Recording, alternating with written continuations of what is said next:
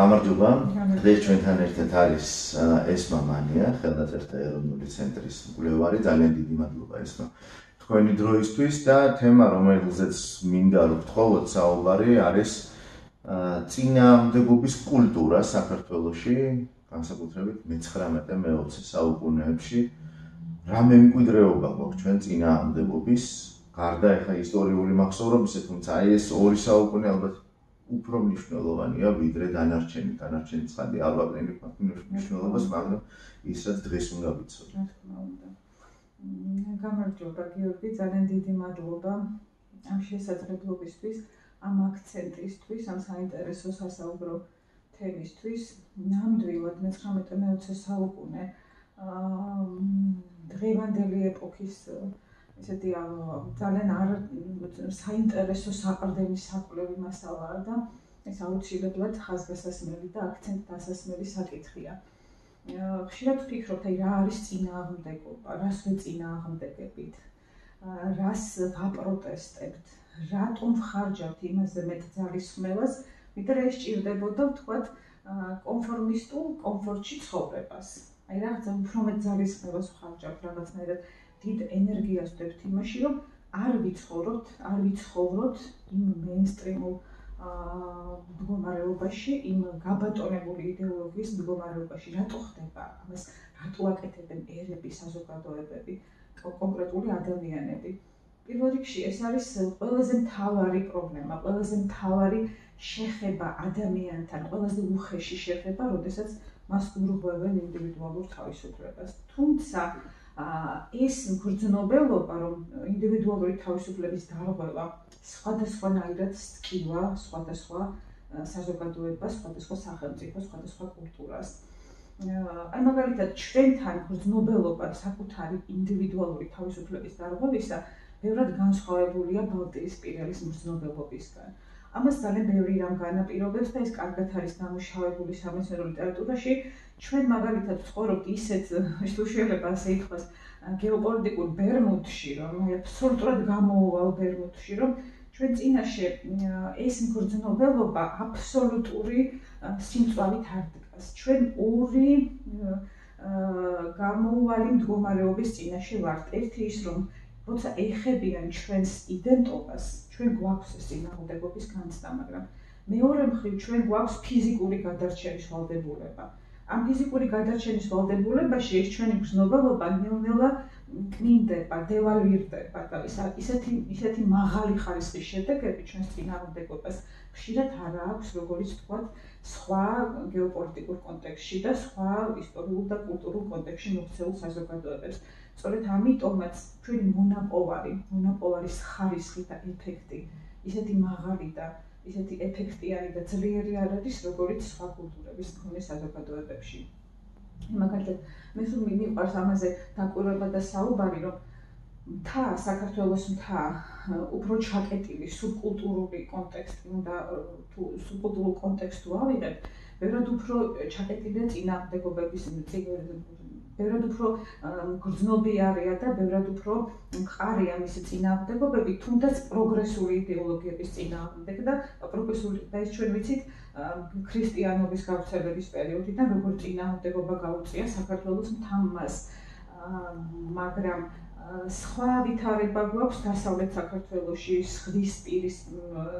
შავიზღვისპირეთის რეგიონში, სადაც გარემო დასახლებულია მულტიკულტურული და მულტიეთნიკური საზოგადოებით და მულტიკულტურული საზოგადოება და მულტიეთნიკური საზოგადოება არ შეიქმნება თუ რაღაცის მარგინალიზაცია არ მოხდება. თუ დამეთანხმებით, გიორგი, რომ აი ესეთია, ჩვენ თუ უფრო მაღალი მიმღებლობა არ გვაქვს, სხვა ერს ვერ დავიმეგობრებთ. აი ერთი ძალიან მიყვარს ესეთი ეკატერინე გაბაშვილის მოგონებებში წერია, პირად წერილებში, რომ გავიაზრეო და დავფიქრდიო, არც ერთი სომეხი არ მიყვარდაო. და რატომ? ხედავ, რომ მათაც არ უყვარდითო. დავფიქრდიო ამის მიზეზებს, რომ ჩვენი უახლოესი მეგობრები, მეზობლები, ერთად მცხოვრები საზოგადოება, რატომ არის, რომ ჩვენნაირ პატარა ერებს თანდაყოლილი თვისება, სხვისი სიყვარულის ნაკლებად აქვთ. იმიტომ რომ თვით გადარჩენის ინსტინქტია ასეთი, ჩვენ საკუთარი თავი უნდა გვიყვარდეს, რაღაცა თვითმიზნური სიყვარული უნდა გქონდეს საკუთარი თავის, რომ გადავრჩეთ და რასაც მე ვიღებთ აი ამ მულტიკულტურულ სამყაროში ინტეგრაციისთვის, ეს ყველაფერი არის კოგნიტური, შემეცნებითი პროცესი.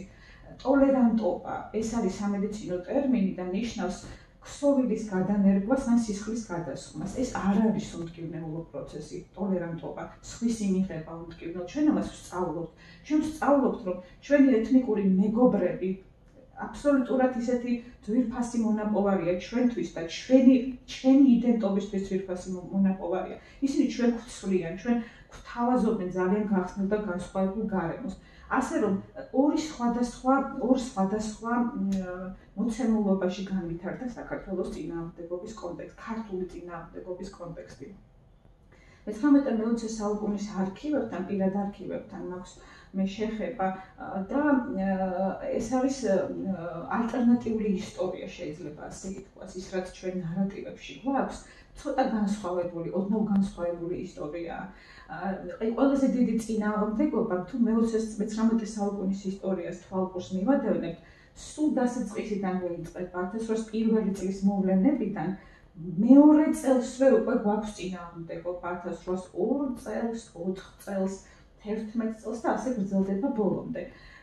მაგრამ ეს არის ძალიან მინიმალური წინააღმდეგობები, რომელსაც ძალიან მალე აღშობენ და ამ წინააღმდეგობაში არ არის კლასიკური ბრძოლა ეროვნულ-განმათავისუფლებელი იდეისთვის. ეს უფრო სხვა ტიპის ბრძოლაა, აქ მემამულეების ბრძოლაა. მე ისე მარტივი მეთოდები აქვს, ისე მარტივი ტექნოლოგიები აქვს ამის ჩახშობისა იმპერიაში, რომ მემამულეებს მიწერ ჩამოართმევენ ხაზინებს, ხაზინას გადასცემენ და გადაასახლებენ. ამით მთავრდება ყველაფერი. მაგრამ კლასიკური ეროვნულ-განმათავისუფლებელი იდეისთვის ბრძოლა ჩვენ 1832 წლის შეთქმულებაში გვაქვს და ძალიან საინტერესოა და ძალიან უცნაური ჩვენი ისტორიისთვის, რომ ის ადამიანები, რომლებიც ამ დიდი აქციის სულისჩამდგმელები იყვნენ და პირველი მძაფრი წინააღმდეგობა უნდა შეექმნათ და კონცეფცია ვინც შეადგინეს და ვინც უშუალოდ მოქმედებდნენ, მერე და ვისაც იმპერიამ ყველაზე სასტიკი სასჯელი სიკვდილით დასჯა მიუსაჯა, სწორედ ეს ადამიანები ხდებიან შემდეგ იმპერიის პირველი მსახურები, პირდაპირ მსახურები. ეს იქნება გრიგოლ ორბელიანი, ეს იქნება დიმიტრი ყიფიანი, ისინი დგებიან იმპერიის სათავეში. ძალიან უცნაური რამეა. აი მაგალითად გრიგოლ ორბელიანი იმდენად მაღალი რანგის გენერალი იყო, რომ რაპორტებზე პირდაპირ იმპერატორი პირდაპირ აწერდა, თანქრით აწერდა, რომ დიდი მადლობა გენერალ გრიგოლ ორბელიანს თანქრით აწერდა.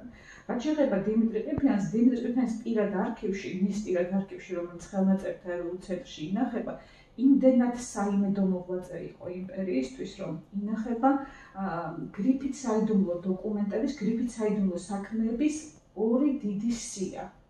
აი წარმოგიდგენიათ პირდაპირ და მთელი კავკასიის, ამიერკავკასიის რეგიონის მიწის მოწყობა, ადმინისტრაციულ ერთეულებად დაყოფა, აი ყველაზე მნიშვნელოვანი საკითხები მას ევალებოდა. და ეს საქმეებია ბოდიში გრიფით საიდუმლო? გრიფით საიდუმლო საქმეები იმპერიისთვის ყველაზე მგრძნობიარე და ყველაზე მტკივნეული საქმეები. ეს 32 წლის შეთქმულების ხალხიშორის ამას მეტაფორულად მე-20 საუკუნეში ასე წერს, ამ თემაზე ასე წერს გურამ რჩეულიშვილი, რომ საბჭოთა კავშირმა ის მოახერხა, ეს მე ვშიფრავ ამ მეტაფორას, თორემ რა თქმა უნდა ეს ნოველის ფორმით არის დაწერილი, რომ აქ ხალხი გავს თეატრში მჯდომ მასას, რომელსაც ხალხა აქვს ირგვლივ შემოხვეული და პირველი მცდელი ადამიანები, ვინც ამ ალყის გარღვევას შეეცადნენ, იქვე მოკლეს პირველი ტყვიით მეტაფორულად. ახლა ეს ხალხი იძახის ვაშას და საერთო განწყობილების პირველივე ჩამგდებს იქვე ხოცავენ და ბოლოს ცოცხალი რჩება ის ადამიანი, ვინც უკვე თავისი ნებით იძახის ვაშას და საერთოდ დაავიწყდა რისთვის იყო აქ შეკრებილი.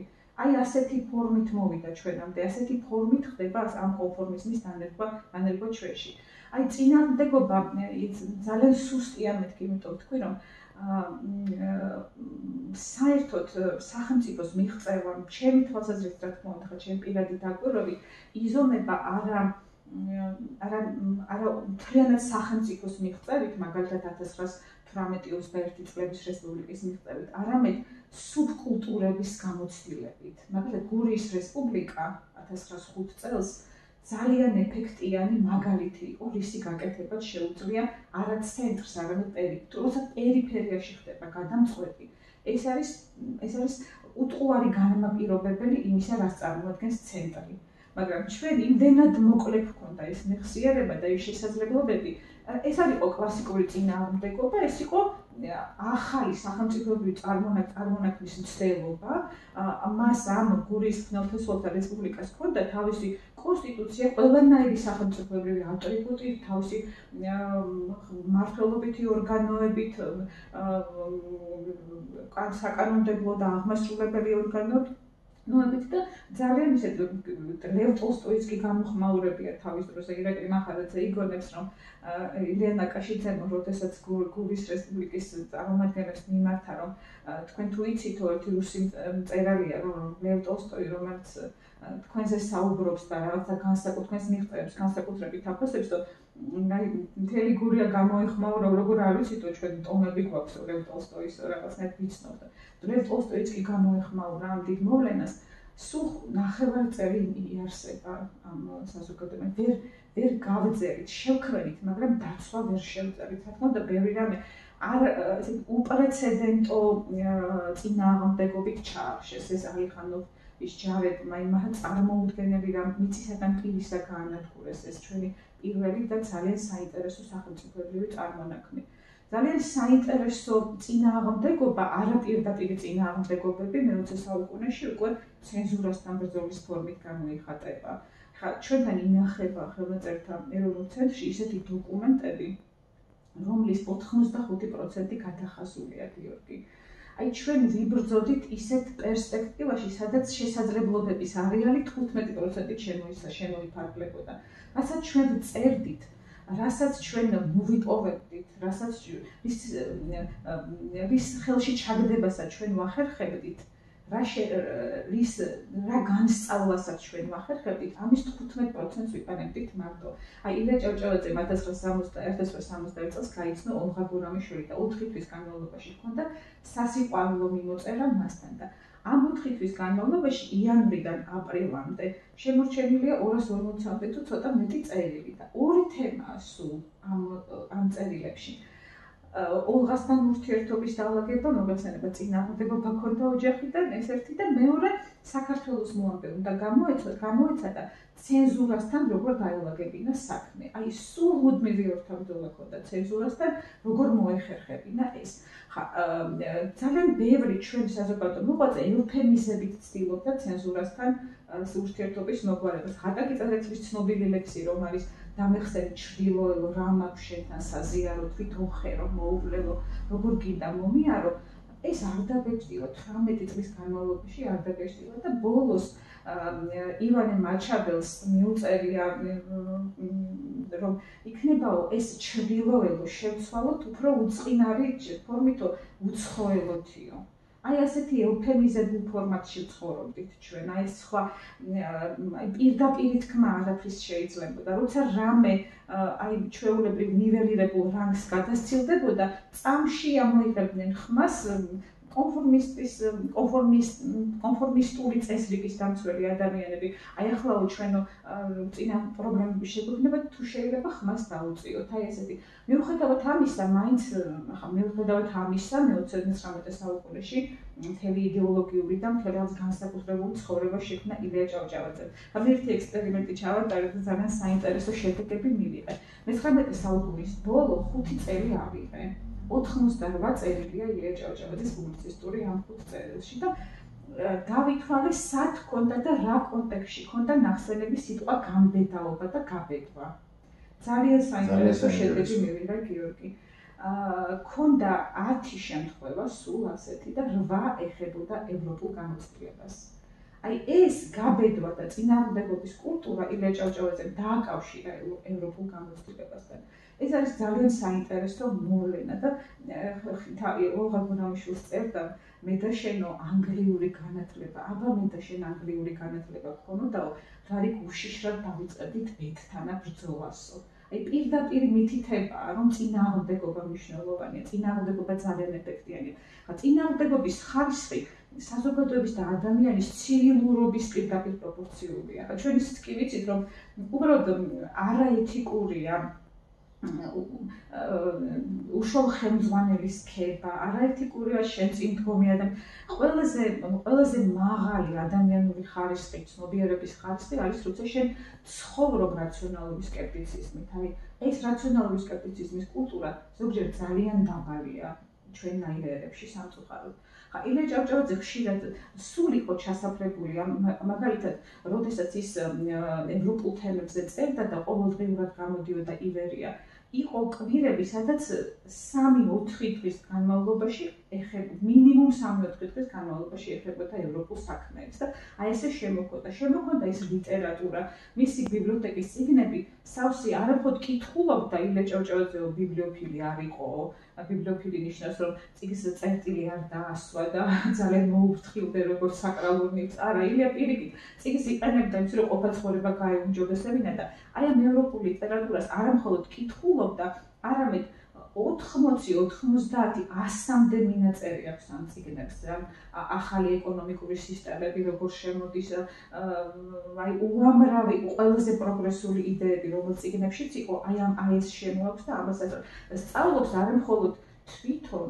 საინტერესოა, რომ მის უბისტიკნაკებიდან ჩვენ ვიგებთ, რომ ის ამ ყველაფერს უზიარებს თავის თანამშრომლებს, ავალებს, მაგალითად სერგეი მესხს ამის წაკითხვას ავალებს, ნიკო ხიზანიშვილს ამის წაკითხვას ავალებს, დათა მიქელაძეებს პირდაპირ ვიცით ჩვენ ვის რას ავალებდა და რაღაცა დაავრცელებდნენ. აი უბისტიკნაკებში კი ეს მრავალფეროვნება, ევროპული აზროვნების მრავალფეროვნება, პოლიტიკური კონფიგურაციების სიჭრელე ძალიან ხიბლავდა მას.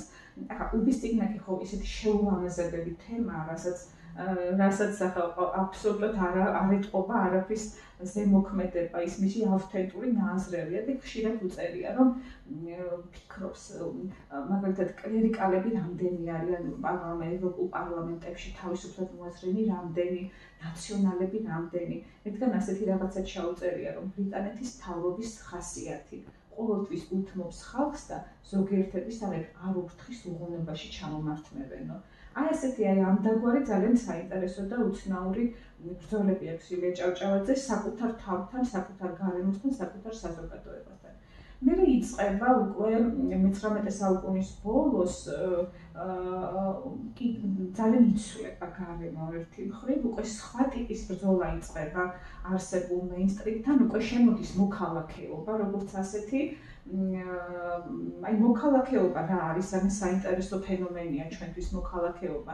ეს არის ადამიანის კავშირი სახელმწიფოსთან ან სახელმწიფო წარმონაქმნთან იურიდიული ან პოლიტიკური კონტექსტით და იურიდიული და პოლიტიკური კონტექსტით ჩვენი ყველაფერია დღეს სავსე, მაგალითად ოჯახური ურთიერთობით დაწყებული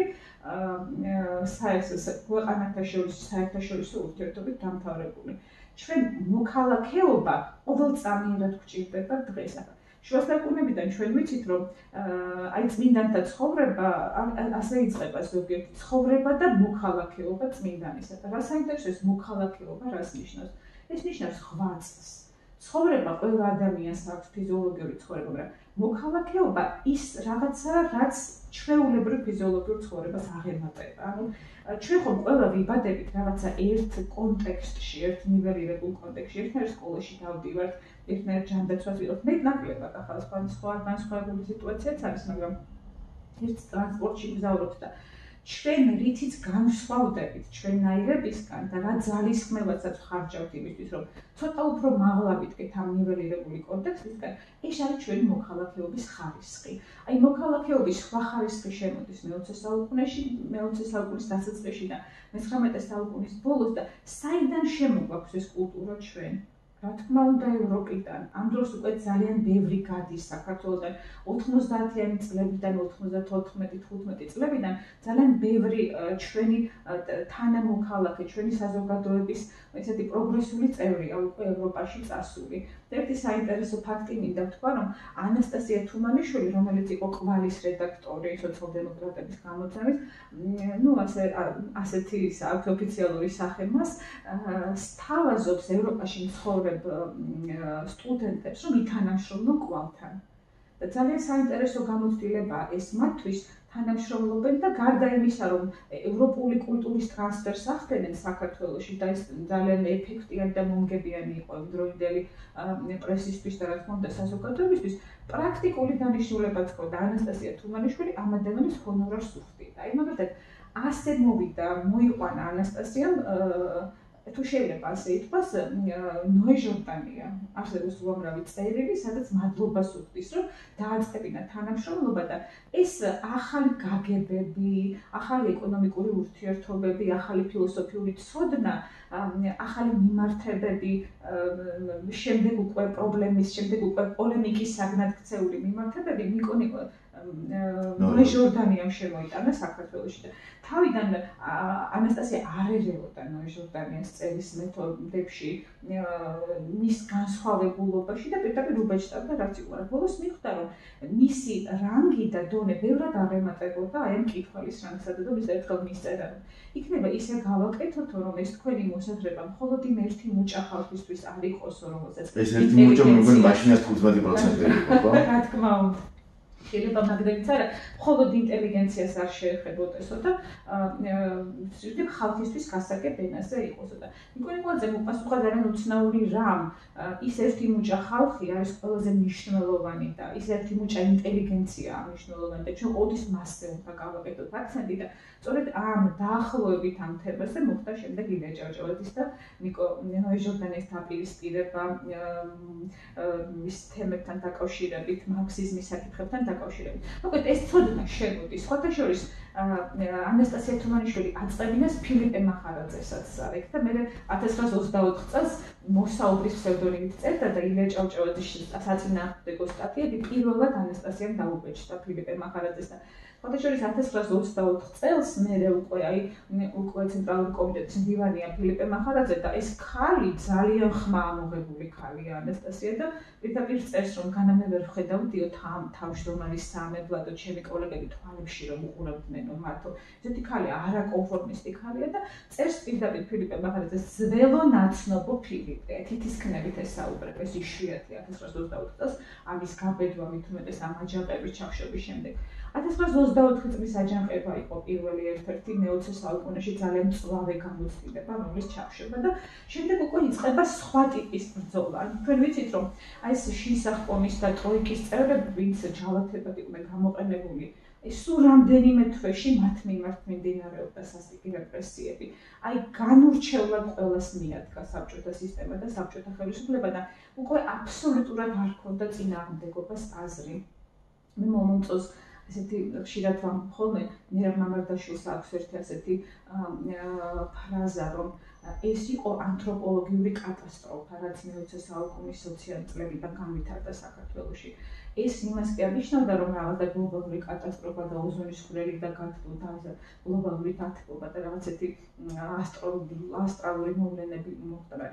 ეს აქ იგულისხმება ის, რომ ადამიანმა თურმე დაკარგა რაღაცა ძალიან მნიშვნელოვანი სიცოცხლისთვის აუცილებელი. და ამ დროს უკვე ადამიანი, როდესაც სიცოცხლისთვის აუცილებელს კარგავს, ეს რა არის? ეს არის თავისუფლება. როდესაც ადამიანი თავისუფლებას კარგავს, ძალიან კნინდება მისი ყველა მისწრაფება და ის გადადის აბსოლუტურად ფიზიკური. ახლა მე-20 საუკუნის დასაწყისში სამი ტიპის მსხვერპლი ყავს ჩვენ 30-იან წლებში. პირველი ტიპი პირდაპირ ფიზიკური მსხვერპლი ამ რეჟიმისა, ვინც რეპრესიებს 1927-38 წლების 24 წლების რეპრესიებს შეეწირა. მეორე პარტია არაპირდაპირ მსხვერპლის ორი დანარჩენი ჯგუფი ემიგრანტები, ვინც ემიგრაციაში წავიდა და აბსოლუტურად მოწყდა ძირებს და მესამე, ვინც დარჩა საქართველოში და ეგრეთ წოდებული აი კონფორმისტული გადაწყვეტილების მსხვერპლი გახდა. გურამ რჩეულიშვილს ხშირად ეუბნებოდნენ, მოდიო რა გახდაო, გავაკეთოთო, გამოვიყენოთო ეს ეგრეთ წოდებული პარაოზი.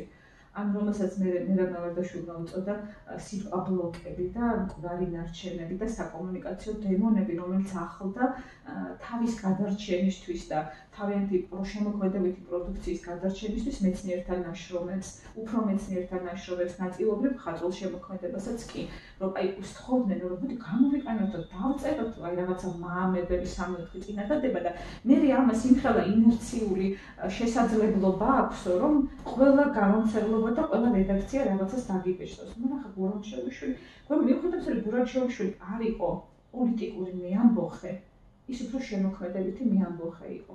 1856 წელს გურამჩელიშვილი გამოდის ლენინის მოედანზე და უცებ ძალიან უცნაური ფაქტი ხდება იმ დროისათვის, რომ ლენინის ძეგლს ესვრის ტყვიას. 56 წელს წარმოგიდგენიათ, ახალ-ახალი ტალღებია იქ 50-იანი წლების ტალღა რეპრესიების და ძალიან სახიფათო პერიოდია და ხო გურამჩელიშვილი ვერ გაიმეტეს მაინც იქ მას ოჯახიც რაღაცა განსხვავებული ყავდა, პატრონის ყავდა თუ შეიძლება ასე ითქვას და ასეთი რამ ათქმევინეს, რომ სულიერმა დეპრესიულმა განწყობამ შემიყოლო და ან საკუთარი თავისთვის უნდა მესროლაო და ან ლენინის ძეგლისთვის, ესეთი უცნაური რამ ათქმევინეს. მაგრამ ესეთი ამოხეთქვა იყო, მართალია არ იყო ის პირდაპირი პოლიტიკური, არც ერთი პოლიტიკური დებატი არ არის მის ესე პირდაპირ ნათქვამი, მაგრამ ქონდა მას ეს ძალიან დიდი წინააღმდეგობა, ძალიან დიდი შემოქმედებითი წინააღმდეგობა, რომელიც შემდეგ ამ ფორმით გამოვლიდა. ახლა რა ხდება მწერლობაში ამ დროს?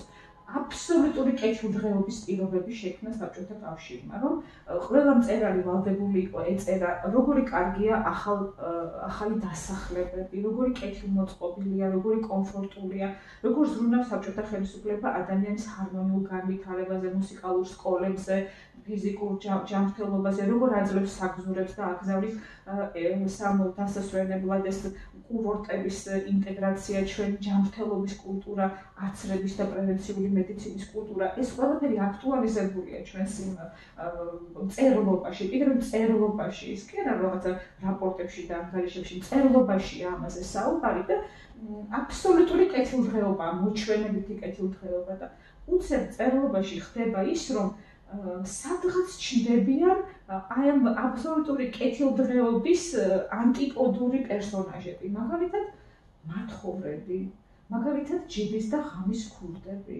მაგალითად რუსთაველის მეძავები, მაგალითად ეგრეთ წოდებული ბროძაგები, რომლებსაც ესეთი სოციალური გარანტიის არ მქონე ადამიანები. ამ ენერგიას, რომელსაც ჩვენ ცნობიერად ვახშოვთ, რაღაც არაცნობიერი ძალით ამოუშვებს ხოლმე, არ შეიძლება ეს წინააღმდეგობის ენერგია დაიხარჯოს. საქმე ის არის, რამდენად საკმარისია წინააღმდეგობის ენერგია ცვლილებისთვის, თორე ჩვენ ყოველთვის რაღაცა ფორმით ამას ვაკეთებთ. აი ხომ მწერლობაში, პირად არქივებში როგორ გამოვლინდება ეს ყველაფერი.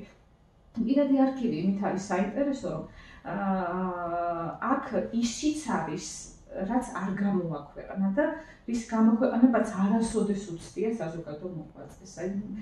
ეს არის ფანტასტიკური რამე 20 საუკუნის პირადი არქივები, სადაც სიტყვა არ არის სარწმუნო, სადაც არ შეიძლება სიტყვას ვენდოთ. აქ ყველაზე სარწმუნო არის პირიქით, აი წამოწდენები, რაღაცების გამეორებები, რაღაცის დაფარვის დროს ანომალიური წამოწდენები, შენ რასაც ფარავ, ის უფრო მეტად გამჟღავნებს.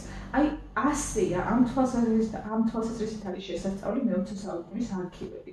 ხშირად არის ხოლმე, რომ აი მაგალითად მე ძალიან მიყვარს ქეთევან მაღალაშვილის არქივი, რომელსაც ორი უახლოესი ადამიანი დაუხვრიტეს, ერთი მეუღლე დიმიტრი შევარდნაძე, ცნობილი ჩვენი მოღვაწე, კულტურული მემკვიდრეობის დიდი მკვლევარი და ქომაგი, რომელმაც ეროვნული გალერეა დააარსა, იმ მიზეზით, რომ 1927 წელს, როდესაც გამოაცხადეს, რომ უნდა აეფეთქებინათ მეტეხი და მის ადგილზე ვითომ კეთილშობილური იდეა გაუჩნდათ შოთა რუსთაველის ძეგლით დაედგათ, ვერ მოითმინა, ხა ყველას არ ქონდა ისეთი კონფორმისტული მოთმინება და ვერ მოითმინა და სხვა საზოგადო მოღვაწეებთან ერთად დიმიტრი შევარდნაძე წავიდა პირდაპირ მოსკოვში ამის გასაპროტესტებაზე. სხვები გამოუშვეს, დიმიტრი არ გამოუშვეს. დააპატიმრეს და დიმიტრი შევარდნაძემდე ქეთევან მაღალაშვილი, ვისაც ევროპული ცხოვრების გამოცდილება ჰქონდა, რა თქმა უნდა, ყველას დიდი პრობლემა ჰქონდა. ჰქონდა. ახლა ეს ქართველი მხატვრების დიდი პლეიადა მოსე თოიძე, დიმიტრი შევარდნაძე, დავით კაკაბაძე, კირილეს დანევიჩი, ელენე ახვლედიანი, ეს ყველას ჰქონდა გამოცდილება კოლოროსის აკადემიაში, მიუნხენში ფანტასტიკური განათლება ჰქონდა და პირველ რიგში აი ეს ადამიანები გახდნენ ობიექტები საბჭოთა ძალადობის, რა თქმა უნდა და ქეთებად მაღალაშვილს არ მისცეს საკუთარ სახლში ცხოვრების უფლება და რა მინდა გითხრას ბოდიში გადაწყვეტინე ამ წინააღმდეგობის მოძრაობას ამ წინააღმდეგობის სულს როგორ ახშობენ რა მეთოდებით და ვინ ახშობს ვინ არიან ისინი ვინც წინააღმდეგობას ებრძვის ვინ წინააღმდეგობას სპობს ძალიან საინტერესო შეკითხვაა ყველაზე უხეში და ბრუტალური ძალა ეს ვინ წინა და ყველაზე პრიმიტიული ძალა ვინც წინააღმდეგობას ახშობს აი პრიმიტიული რატო ვთქვი საბჭოთა ცენზურა მე-20 საუკუნეში კრძალავდა და უფრთხოდა ყველა ეპიგრაფიან ტექსტს. აი ეპიგრაფი ძალიან აშინებდათ. ფიქრობდნენ რომ რაღაცა განსაკუთრებული ბმა იყო იდეოლოგიური ბმა ამ ეპიგრაფსა და ტექსტს შორის და იმდენად დაბალი განვითარება რა თქმა უნდა იყვნენ ესეთი გონიერი ცენზორებიც მაგრამ მაგალითად აი გრამჩეულიშვილს არ უბეჭდავდნენ ტექსტს იმის გამო რომ ეპიგრაფად ჰქონდა ასეთი წინადადება მითითებული გუშინ მთელი დღე მკითხულობდი მერეშკოვსკის ანტიქრისტეს. ხა ეს რელიგიური წარმომავლობის ტერმინი მიუხედავად იმისა რომ ამ რომანის მერეშკოვსკის თემა ამ რომანის თემა საერთოდ არ უკავშირდება რელიგიას პეტრე პირველს ეხება მაგრამ არ ქონდათ წაკითხული და არ იცნობდნენ რომანის შინაარსს და აი ეს ზერელეთ და ზედაპირულად უფრთხოდნენ ძალიან უხეში ძალით ყველა ეპიგრაფიან ტექსტს თითქმის ჭკმალობდნენ და მაშვებოდნენ როგორ შეიძლება სახლიდან გამოსახლებით მაგალითად ქეთევან მაღალაშვილის რანგის მოღვაწეები საკუთარი სახლიდან გამოსახლებით ამ ადამიანების შემოქმედებითი ენერგიები ჩაახშო, ხო? აი ესეთი უხეში ფორმებით ხდებოდა და პრიმიტიული ფორმებით. ამას ინსტრუმენტად იყენებდნენ თვითონ აქ ადგილობრივებს, ასე ვთქვათ, თუ არ იყვნენ ადგილობრივები? რა თქმა უნდა, ადგილობრივებსაც იყენებდნენ, რა თქმა უნდა, ეს მეთოდები კარგად იყო დამუშავებული და ადგილობრივებსაც იყენებდნენ და ჩვენ ძალიან სამწუხარო რეალობები გვაქვს, რომ ჩვენი დიდი საზოგადო მოღვაწეებიც იყვნენ ზოგჯერ ამაში გარეულები და მე თვითონ ხდებიან აი ამ დიდი რეპრესიების და მძიმე წინააღმდეგობის მსხვერპლნი. მე-20 საუკუნეში განსაკუთრებული წინააღმდეგობა არსებული სიტუაციის მიმართ ოღონდ ეს არ იყო რა თქმა უნდა თოფიარაღიანი წინააღმდეგობა, არამედ უფრო არგუმენტირებული წინააღმდეგობა გასწიეს ავტოკეფალიის აღდგენის მსურველებმა 1906 წლიდან იწყება ეს და პეტერბურგში ჩვენი დიდი დელეგაცია ილია ჭავჭავაძის, ალექსანდრე ცაგარელის, ალექსანდრე ოქროპირიძის, კირილ მეურის მონაწილეობით ყოველთვის არის დიდი დელეგაცია და იბრძვენ არგუმენტებით, რომ საქართველოს ეკლესიას აქვს დამოუკიდებელ ინსტიტუციად არსებობის უფლება. ეს ერთ-ერთი ყველაზე ესეთი ენერგიული და მძიმე ბრძოლაა. წინააღმდეგობის ფრონტი მე-20 საუკუნის დასაწყისში ძალიან საინტერესო იყო. როცა გააუქმეს ავტოკეფალია, მაშინ ესეთი მკვეთრი წინააღმდეგობა ჩანდა? ანუ მე არ ვამბობ, რომ მე 30-იან წლებში ამბოხებაში გადაიზარდა. აი თვითონ მაშინ ვამბობ. რა საინტერესოა, რომ აი ჩვენ რაღაცა გამოგვეპარება ხოლმე და იმ დროს, როდესაც ყველაზე მეტად არის საჭირო ხმის ამოღება, იმ დროს ჩვენ ამის უნარი არ გვაქვს, ამის რესურსი არ გვაქვს. შესაძლოა ყველაზე ეფექტიანი სწორედ მაშინ არის რეაქცია, როდესაც ახალი დაწყებულია პრობლემა, მაგრამ ამას ალბათ ეთნობს ადამიანის როდის მომწიფდეს წინააღმდეგობა. 1811 წელს გააუქმეს საქართველოს ავტოკეფალია და მე-20 საუკუნის დასაწყისში იწყება კომისიის მთელი 90 წელი ჩვენ რაღაცა მწიფდებოდა ამისთვის და მწიფდებოდა არგუმენტებით ივსებოდა და რაღაცნაირად ასე მიმდინარეობდა. ძალიან საინტერესოა რომ ეს პარალელურად მიმდინარეობდა უკვე სხვა ფრონტების პარალელურად, მაგალითად დამოუკიდებელი დემოკრატიული რესპუბლიკის დაარსების პარალელურად, უნივერსიტეტის დაარსების პარალელურად, აი ამ ყველაფერზე ადრე მოხდა მოხდა რა თქმა უნდა ავტოკეფალიის აღდგენა, მაგრამ აი მაინც რაღაცნაირად მე-20 საუკუნის დასაწყისი მაინც დიდი შედარებითი ლიბერალიზმის თემა იყო და აქ მრავალპარტიულობა, რაღაცნაირად ევროპული ნაკადები საქართველოში შემოსული ძალიან ბევრ რამეს ცვლიდა. ეს შესაძლებლობა ჰქონდა დიდი, რომელიც მთლიანად ჩაიხშო მე-20 საუკუნის ოციანი საქართველოს ანექსიის პერიოდიდან, ოკუპაციის პერიოდიდან თავიდან ბოლომდე ჩაიხშო და მე-20 საუკუნის შემდგომი პერიოდი უკვე, როდესაც მე სულ ვფიქრობ, რა მძიმე ღამე იქნებოდა 1921 წლის 25 თებერვალი რომ თებდებოდა, იმ ღამეს 24 რომ დაღამდა და 25 თებდებოდა, იმ ღამეს მთელი ინტელიგენციას შეიკრიბა საიდუმლოდ და გადაწყვიტეს რა ემოქმედათ, როგორ და აი წარმოგიდგენიათ გიორგი, ვიღაცამ გადაწყვიტა რომ ემიგრაციაში წასულიყო, ვიღაცამ გადაწყვიტა რომ აი რაც კი ჩვენ შეგვიქმნია, ამის ყველაზე მნიშვნელოვანი ნაწილი წაგვეღო, ვიღაცამ ერთი ნაწილი არ მისცა, მაგალითად 11 აყაიშვილს არ მისცეს სიონისტთა სვეტიცხოვლის სიწმინდეების წაღების საშუალება, არც სწავლია 11 აყაიშვილს. აი როგორი მძიმე ღამე იყო ის ღამე. ვიღაცამ თქვა, ივანე ჯავახიშვილმა თქვა, რომ მე არ მივდივარ, ვერაფერ ვერ წავალ. თქვა კორნელი კეკელიძემ თქვა, მე აქ უფრო მეტ რესურსს ვხედავ გადარჩენის, ვიდრე იქ. 11 აყაიშვილმა თქვა, რომ მე უნდა წავიდე და წავიღო და რა უნდა საინტერესო, რომ 11-ს წასვლამდე წავიდა გემი, გავიდა სასაზღვრიდან, ნავსადგურიდან და წაიღო მათ გასვლამდე, აი ვინც გაყვაგებს, მათ იმდენად კაცმა არ იცის, აი ვერავინ ვერ წარმოვიდგენდა როგორ განვითარდებოდა ეს ბედი, აი აისბერგს შეეჯახებოდა თუ ვინც ართმევდა, მაგრამ ძალიან დიდი რისკი იყო, უმძიმესი რისკი იყო. აი ასეთი რისკის ფასად მიმდინარეობდა წინააღმდეგობა მე-20 საუკუნის და მთელი მე-20 საუკუნის განმავლობაში. აი ემიგრაცია მსხვერპლი იყო მეთქი, იმიტომ ვთქვი, რომ საშინელი წერილებია გრიგოლ ფერაძისა შემორჩენილი, როგორ რა ტკივილით იბრძვის იმისთვის, რომ საქართველოში დაბრუნდეს და არ უშრებენ და ეს მთელი მისი ენერგია, რაც იმუშავა, რაც ეკლესიის განვითარებას, მეცნიერების განვითარებას შეალია და რაც საქართველოსთვის უნდოდა, ხო? მთელი მისი ენერგია ალბათ იმ ერთ აქტამდე მიიყვანა, ის ებრაელთა ოჯახის გადარჩენამდე. აი გმირობებიც განაპირობა ამ სუბლიმირებულმა ენერგიებმა. ძალიან უცნაურია, მე ვინც აქ რჩება მათი ბრძოლა როგორია, აი 1921 წელს კორნელი კეკელიძე იხდის ანაფორას და რა ხდება მის ცხოვრებაში, როდესაც მას აქვს რაღაცა ისეთი ტექსტები, რომლის გამოც მას ხშირად საღვთისმეტყველო დოგმატიკიდან გადახვევა შეადანაშაულებენ, კონფორმიზმს შეადანაშაულებენ, მაგრამ აუცილებლად უნდა გავითვალისწინოთ ის არაჩვეულებრივად მომხიბლელი შვილის ფოტო, რომელიც 1921 წელს დაუხვრიტეს საიდუმლო მიწისქვეშა ორგანიზაციის ბრალდებით. კორნელი კეკელიძის მთელი ცხოვრება უნდა იყოს აი ამ კონტექსტში განხილული. კალისტრატე ცინცაძე, ვინც საქართველოს ეკლესიას 20 წლის განმავლობაში ყველაზე რთულ პერიოდში მართავდა, იმის გამო რომ მას ყავდა გერმანელი კათოლიკე მეუღლე და საფრანგეთის აგენტის ბრალდებით უფროსი შვილი ნინო დაუპატიმრეს და დაუხვრიტეს მაშინვე, მაგრამ რეაბილიტაციამდე 56 წლამდე, ანუ 52 წელს გარდაიცვალა კალისტრატე ცინცაძე და ოჯახმა 56 წლამდე ოფიციალურად არაფერი იცოდა ნინოს გარდაცვალების შემდგომ, ნინოს მკვლელობის სასტიკი რეპრესიული მკვლელობის შესახებ და თვითონ თურმე კალისტრატე ცინცაძე ხშირად კითხულობდა სტალინთან რაღაცნაირად დაახლოებული ადამიანი იყო და ესეც ბრძოლაა ერთგვარი, ამასაც დაუბრუნდები, ხშირად კითხულობდა, მე როგორც სასულიერო პირო, იქნებ ის მაინც გამაგებინოთო, როგორ მოვიხსენიოთ ჩემი შვილი გარდაცვლილად თუ ცოცხალთო და ყველა ის კომპრომისი, რომელიც მე დაშვებულია რაღაცის მისაღწევად, რა თქმა უნდა ამ კონტექსტიდან უნდა იყოს განხილული, აი ამ მისი უფროსი შვილი ნინოს კონტექსტიდან, ისევე როგორც კალისტრატე, ისევე როგორც კორნელი კეკელიძის შემთხვევაში.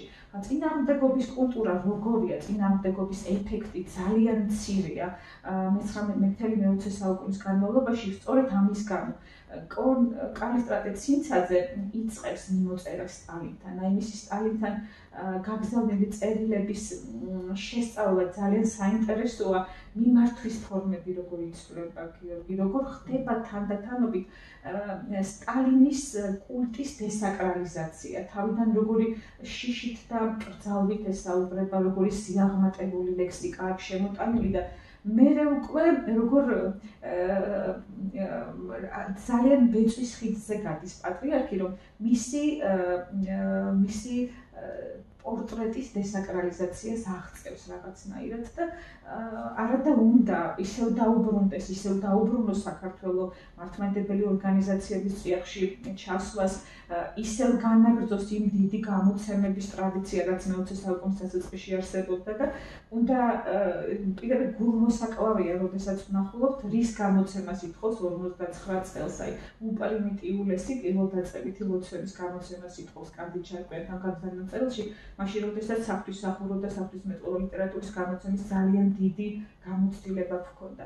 შემდეგ თანდათანობით ეს ფაქტი, რომ ადამიანი იქცევა, ადამიანი ხდება, როგორ ვთქვა, ეს ნაკლები წინააღმდეგობა და ჩახშული წინააღმდეგობის ენერგია იწვევს ადამიანის ცნების ცვლილებას. მე-20 საუკუნის 30-იანი წლებიდან, 40-იანი წლებიდან ადამიანი იგივდება წარმოებელ ძალასთან, აი ფიზიკურ ძალასთან, რაღაცა არასულიერ არსებასთან და აქცენტი დასმულია მასზე, როგორც კადრზე. ეს სტალინის ცნობილი გამონათქვამია, რომ ბოლოს და ბოლოს უნდა ვისწავლოთ ადამიანის აღიარება კადრად და მისი დაფასება და ეს ახლა ისეთი საყოველთაო ფრაზა იყო, რომელიც მერე ყველაფერზე, ყველა გამოცემაზე, კალენდრებზე, ბლოკნოტებზე იყო დატანილი და აი ამ ცნებამ, რომ ადამიანის დაკნინება, მისთვის ყველაზე მთავარი მნიშვნელობის წარქმევამ, თავისუფლების წარქმევამ, თვითიდენტობის შესაძლებლობის განსაზღვრის უფლების წარქმევამ გამოიწვია ფასეულობების საყოველთაო დევალვაცია. აი მაგალითად მე გამორჩა მეთქვა, რომ მე-20 საუკუნის დასაწყისში ძალიან საინტერესო წინააღმდეგობრივი ფრონტი იყო ჩემი თვალსაზრისით ჰააგისა და გენუის კონფერენციებში მონაწილეობის შესაძლებლობა ჩვენი. ჩვენ გავბედეთ ეს და ჰააგის კონფერენციის პეტიციას 3000-მდე ადამიანმა მოაწერა ხელი. რა თქმა უნდა, ამაში ჩვენ ხელი შეგვიწყო ოლივერ უორდროპმა და პირდაპირ ვინც ახალი საერთო წესი, მსოფლიო წესრიგის განხილვისთვის დაჯდა მაგიდასთან, პირდაპირ მაგიდებზე, სამუშაო მაგიდებზე დახვდა ეს პეტიცია 3000 ქართველის ხელმოწერით. გენუის კონფერენციაზე კი პირდაპირ მოითხოვეს ასეთი ძალდატანებისა და ყოველგვარი ძალდატანების გარეშე და უკარნახოთ, პირდაპირ ასე ეწერა, უკარნახოთ მოგვეცით ჩვენ ცხოვრების განკარგვის უფლებაო. აი ამის უფლება ჩვენ ვერ მივიღეთ მთელი მე-20 საუკუნის განმავლობაში და ადამიანის ცნების აღდგენა, აი როგორ ვთქვა, პირველადი ფუნქციების დაბრუნება არ მოხდა და ამიტომ ჩვენ ასეთ პოეზიამდე მივედით. ერთ ჩვენი საზოგადო მოღვაწე პოეტი ასე ამბობდა, რომ ეცადნენ და ვერ გამხადეს ბოროტი, ეცადნენ და ვერ გამხადეს ფლიდი. წუთისოფლს კაცად შერჩე ბოლომდე ალბათ ესეც გმირობაა დიდი. ეს გახდა ადამიანური საზომის ზედაზღვარი, რომ ვერ გაგხადეს ბოროტი, ვერ გაგხადეს ფლიდი. წუთისოფლს კაცად შერჩე ამ კაცობაში არ ვიცით ჩვენ ეს კაცობა რა კორელაციაშია მოქალაქეობასთან, პიროვნებასთან. ხო, ძალიან საინტერესო თემაა. ამ კაცობაში ვაი თუ იგულისხმება ის ცეხავიკობა და ესეთი პროტექციონიზმი და არ ვიცით ჩვენ აი როგორ დაკნინდა ცნება ადამიანის და ეს ყველაფერი შესწავლილი არ არის. ეს ყველაზე მტკივნეული თემაა, რომ ჩვენ ეს კაცნობიერებული, გამოგლოვილი, როგორც ფსიქოლოგები ამბობენ, არ არის. ეს გახლეჩილობა, ეს ორმაგობა ჩვენი სახელდარქმეული არ არის და სწორედ ამიტომ ეს ღია ისტორია, რომელიც ვერ ითავსებს გაკვეთილს, რომელიც არ გზრდის ჩვენ, პირიქით ხელს გვიშლის ასეთი ისტორია და ძალიან ბევრი შრომა არის საჭირო, ინტერდისციპლინური გუნდების მუშაობა საჭირო, რომ რაღაცნაირად აი ამ ჩიხიდან გამოვიდეთ და ზუსტად ამ პრობლემების გამოძახილია ის, რაშიც დღეს ვცხოვრობთ ჩვენ და სამწუხაროა, რომ ისტორია არ გამოდის, ვერ ვიყენებთ ისტორიას ჩვენს მამოძრავებელ მთავარ ბერგებით. სამწუხაროა, არადა საჭირო თუ არის წარსულები ვერ დაგიგმო. ძალიან დიდი მადლობა, ესმა დიდი მადლობა თქვენი დროისთვის და საინტერესო საუბრისთვის.